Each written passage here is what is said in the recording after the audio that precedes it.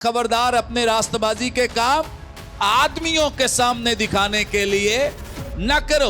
तो ये जो रोजा रखते हैं ये इसलिए रखते हैं क्योंकि आदमियों के सामने अपने आप को रास्तबाज दिखाया जाए, पारसा शो किया जाए, अपने आप को इस तरह से लोगों के सामने रिप्रेजेंट किया जाए कि हम बड़े रूहानी हैं।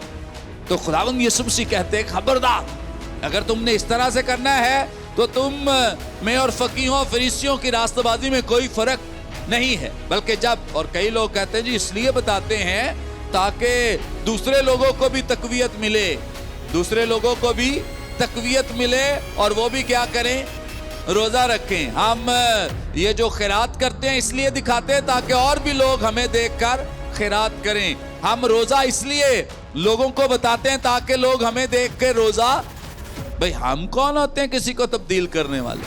हमारे कहने से या करने से कोई जिंदगी बदल सकती है? बिल्कुल भी नहीं। जब तक आसमान से, निकोदिमस से खुदावंद यीशु मसीह ने यही कहा था कि जब तक नए सिरे से यानी आसमान से तेरी पैदाइश ना हो तो तू आसमान की बादशाही को देख भी नहीं सकता। तो इसलिए याद रखें, हमारे किसी एक्ट से, हमारे किसी अमल से कोई जिंदगी मुतासर हो, कोई जिंदगी बदल जाए, ये हम भूल जाएं।